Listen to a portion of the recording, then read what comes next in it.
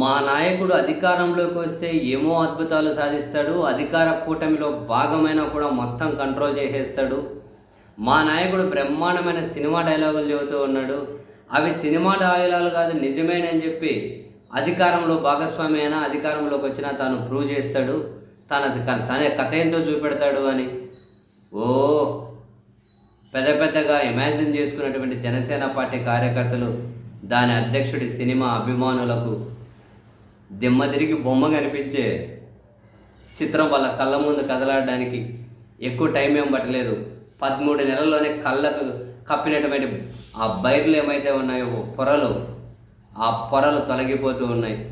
సరే ఏం జరిగినా కానీ పర్లే, ఆ ఉన్మాదపు ఆ పొర అలాగే తగిలించుకుంటామనే వాళ్ళని పక్కన పెడితే కాసింత కామన్ సెన్స్ ఉన్న వాళ్ళు జనసేన అధ్యక్షుడి అది ఉప ముఖ్యమంత్రిగా ఉన్న తన వ్యవహార శైలిని నెట్టింట తీవ్రంగా ఎండగడుతూ ఉన్నారు. మరీ ముఖ్యంగా కొన్ని సంఘటనలు వాళ్ళను మండిపోయేలా చేస్తూ ఉన్నాయి.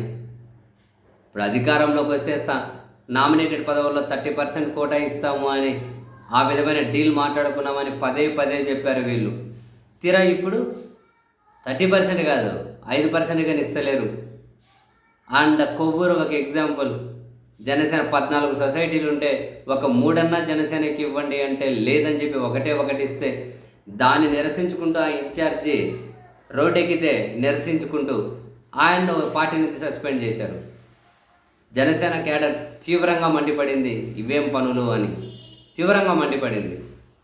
ఆ క్యాడర్ నుంచి వ్యతిరేకత గమనించిన వాళ్ళు మళ్ళీ ఇంకొకరితో కమిటీ అంట. ఫస్ట్ సస్పెండ్ చేసిన తర్వాత కమిటీ వేయడం ఏందో మనకు అర్థం కాదు. అంటే వాళ్ళ రాజకీయం అట్లే ఉంటుంది. ఆయన రాజకీయం అప్పుడు కమిటీ చేసిన తర్వాత ఇదే జనసేన అభిమానులు మళ్ళీ మండిపడ్డారు. మరి ఏ నివేదిక ప్రకారం సస్పెండ్ చేశారు? ఇప్పుడు కమిటీ ఏంది తొక్కలో పంచాయతీ అని చెప్పి వాళ్ళే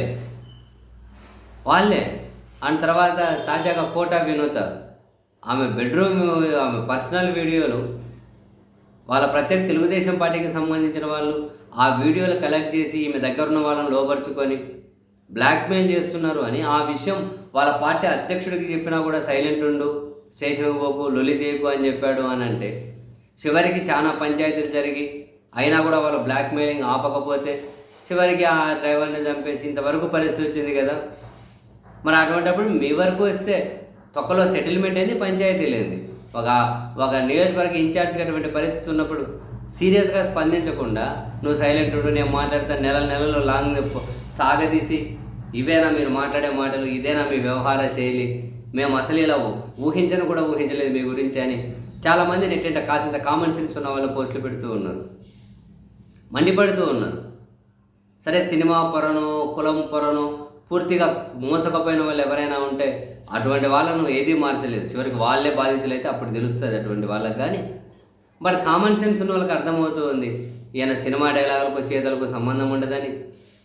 అసలు ప్రభుత్వ పరంగా ఈయన జస్ట్ నామమాత్రపు వ్యక్తి మాత్రమే, శూన్యం, ఈయన ఏమీ చేయలేరన్న సంగతి వాళ్ళకైనా చాలామందికి అర్థమైంది. అందుకే అసలు మీకు మద్దతు ఇచ్చినందుకు, మీకు ఓట్లు వేసినందుకు, మిమ్మల్ని నమ్మినందుకు బాగా బుద్ధి చెబుతున్నారు అని చెప్పి నెట్టింట పెద్ద ఎత్తున పోస్టులు దర్శనమిస్తూ ఉన్నాయి.